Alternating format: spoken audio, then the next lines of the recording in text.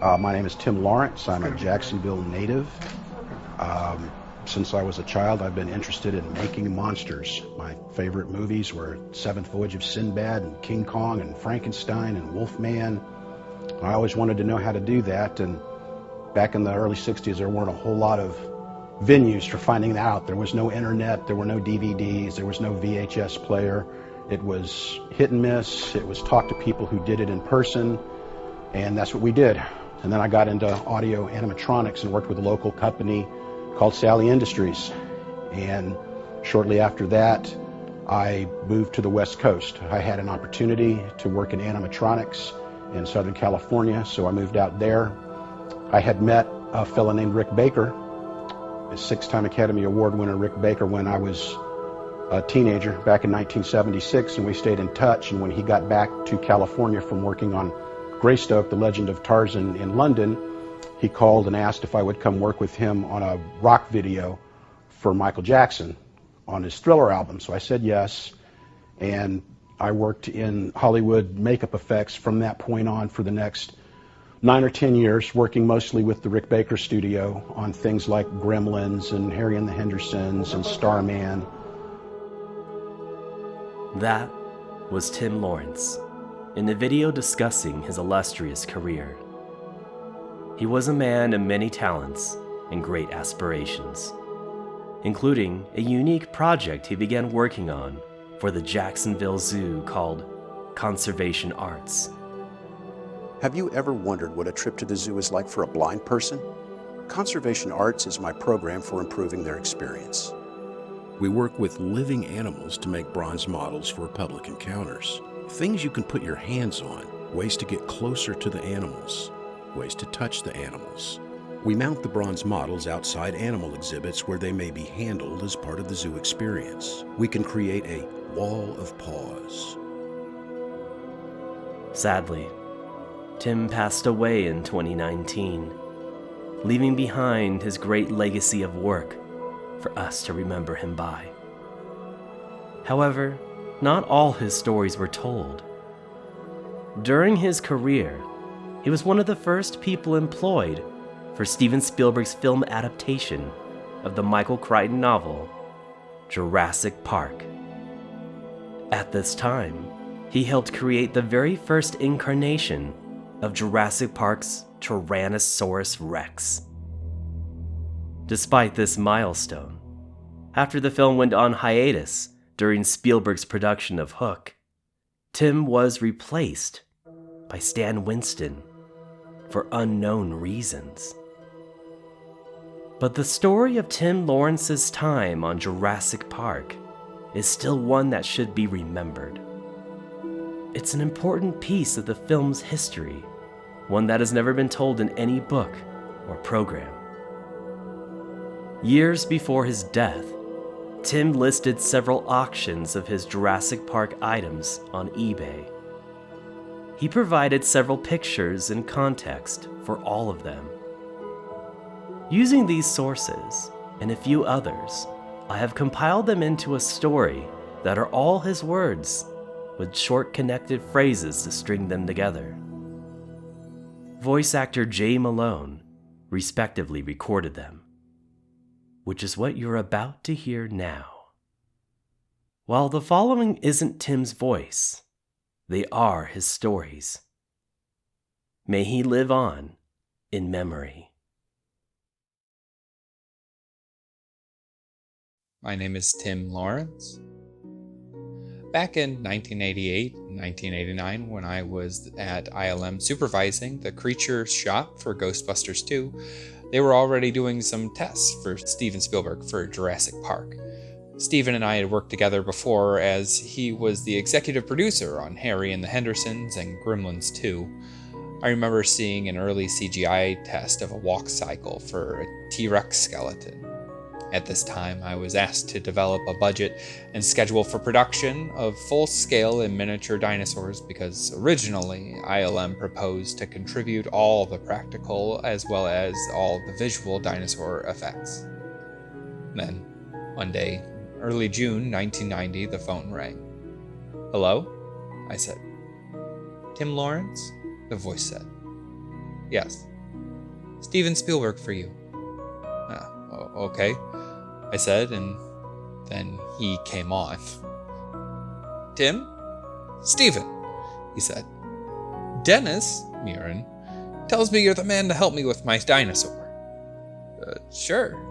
Yes? Great. I'm going to turn you over to a production designer, Rick Carter. Looking forward to working with you. I remember also saying, I'm not a dinosaur sculptor. And he said, I don't want a dinosaur sculptor. I want a character sculptor to sculpt a dinosaur. Then Rick Carter came on and asked if I had some clay and tools with me, and if I could come down right now. So I put a kit together and went over to the Amblin Story bungalow on the Universal lot and began the sculptural development of the T-Rex. I sat at the conference table next to Steven. Also in the room were Kathleen Kennedy, Frank Marshall, Rick Carter, Bob Gurr, Mark Hallett, and others. At this early stage, Steven had some ideas. Since, in the story, the dinosaur genome was completed with elements of frog DNA, he wondered if the dinosaurs should have some frog features, such as facial ridging, like you see in frogs' faces. At this first meeting, I roughed in 2 busts that exchanged hands between Steven and I for about an hour. He was really into it. Mark Hallett had some neck wrinkle input, and Rick Carter was focused on the eyes. Kathleen Kennedy was also interested in the eyes. So this was the first day and a lot of ideas in one place. That's how most visual development starts before directions emerge. Next day, Steven was done with the frog idea, and I put these pieces on a shelf, started on the next model. Simple pieces, cartoons, always the result of a lot of broad input, everyone's ideas included and recorded. Good first session. Everyone was excited and happy because the T-Rex had been moved to the next stage, the next dimension. It's a real special feeling to be in the middle of a creative vortex where a room full of artists are offering ideas that you're real-time sculpting into a model. To see their faces as they witness their ideas taking shape is satisfying. Afterwards, for about the next 8 weeks, my company, Snark Safari Studios, produced a number of development pieces. The very first development bust was of the T-Rex for Jurassic Park. This was an important, historic piece. I made one for Steven, but I still have the mold, and who knows what happened to the other copy when everything went over to Stan Winston's in boxes. This might be the only one. The sculpture was approved and broken into 6 parts for molds. Tom Flouts made the molds and casts quick and dirty overnight so we could get the first mold together ASAP. Tom Hester had been a great friend since Thriller, and an amazing sculptor and anatomist. I assigned a portrait bust sculpt of the T-Rex to him, and these are the only pics of that piece of visual development.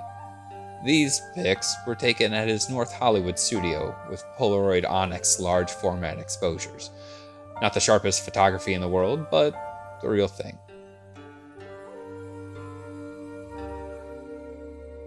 Here are a group of behind-the-scenes photographs of my sculptures and reference for the T-Rex expression range maquettes. Curious and furious.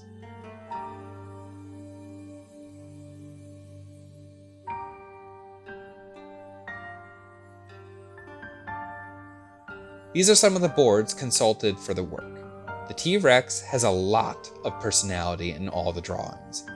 Note scenes that were not filmed. Sneaking around a sleeping T-Rex, T-Rex attacking raft and river, etc.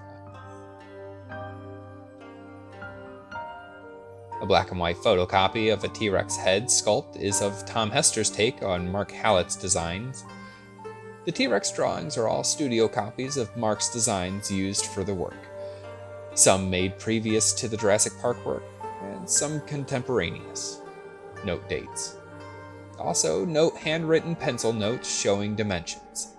These are Mark's notes. Also, 2 Mark Hallett original ink and marker studies of the T-Rex head, showing anatomical notes for the jaw movement and fatty deposit movement. 3 Henry Mayo original pencil sketches of possible puppet contours. In addition to a full-sized animatronic T-Rex, there was discussion of lighter constructions to be shot at night in silhouette. These characters would be made of rattan and bamboo, covered with silks and counterbalanced with a pole arm, either at top mount or an off-camera side mount, not pursued beyond initial discussion. Here's a page-by-page analysis of what is seen and what would be needed. The circled numbers are the man-weeks anticipated to complete each stage of the work. At this time, I was back and forth from Amblin in LA and ILM in San Francisco about 2 to 3 times a month, and there were a lot of quick briefcase shuttle copies made for in-flight reviews. That's what these are. Estimates broken down into sculpts, molds, fabrication, finish, materials, etc. When you're sitting down with a script to figure out the time and the costs, it requires you to imagine each piece that needs to be made, and how much space it will take up, and how many people will perform the work for how many weeks. Do this for each piece, and visualize the accumulation of all the pieces and all the work, and then assign the numbers to the tasks, space, and materials. While I was in the Amblin story department, there was a very spirited discussion going on in another design room about how tall the fully animatronic T-Rex could be on set with first unit. The team was telling Steven the dinosaur could not exceed 16 feet high, and Steven wanted more. Steven asked me to mock up a quickie T-Rex head based on a 24-foot scale, and we put together a big foam fabricated head. We all got together on a Saturday and attached the head to a crane and hoisted it to 24 feet next to a large 24-foot scale graphic of a T-Rex outline attached to the side of one of the stages. Steven took pictures, and then he got into an SUV and positioned the head around the vehicle while he took more pictures. He sat in the truck reviewing his shots and got out and said, "It's going to be 24 feet. See you all Monday." Then got into his limo and left. I didn't see the technical design team again. This is an original Amblin print of the magazine paste-up, back when such things were still done. Pics are of that Saturday on the Universal backlot where this all happened. Kathleen Kennedy is on the left in a long-sleeve black coat. Ed Vero is leaning on the T-Rex head in front of everybody. I'm in the gray shirt with the girl's face on it, Les Miserables, standing near Steven Spielberg. Rick Carter and Bob Gurr are on the right of Steven, both in a short-sleeved blue shirt. Bob has the silver hair. I worked with Bob back in 1983 when I first moved out, and then again at the end of the 80s on Jurassic Park. Also pictured are Jim Teagarden between me and Steven, Tom Cranham behind us on the ladder, David Lowery behind Rick, and Marty Klein beside Bob. Inset is me in my apartment's courtyard with a copy of a T-Rex skull fossil from the American Museum of Natural History. One of Amblin's requests was to have a model in miniature of a T-Rex skull, so I borrowed from a friend a fiberglass full-size casting of the T-Rex fossil skull from the American Museum of Natural History in New York.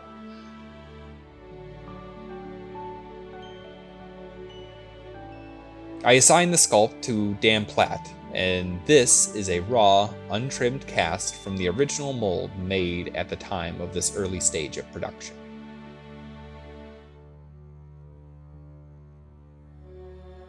These drawings are Amblin studio copies of plans by animatronic engineer Bob Gurr, Disney's animatronic supervisor for decades, going back to the original Lincoln for the 1963 World's Fair. Note his signature, R.H. Gurr, and company name Gurr Design at bottom of copies. These designs were, on paper, look at 24-foot tall approach. Note rough quality of drafting. The fragments of mechanical drawings show the approach as pneumatic and hydraulic and attached to a track. This was done quickly to show Steven an animatronic T-Rex to 24-foot scale. These copies were some of the material I was given to scale the foam mock-up. Not long after all of this, Universal pulled the plug because they had spent $2 million and didn't have a script.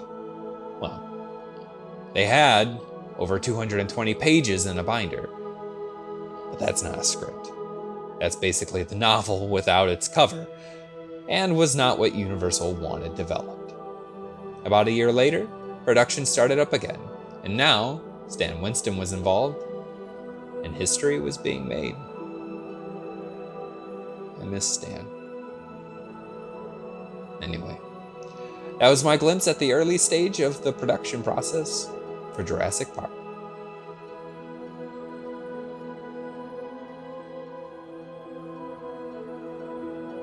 We weave through the fabric of existence as best as we can, creating memories of joy, triumph, and love, but challenged by despair, pain, and loss.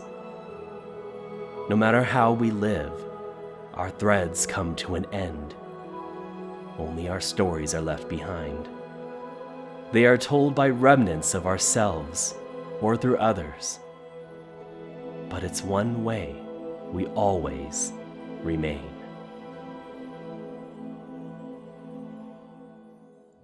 Well, that's the program. Thanks for looking.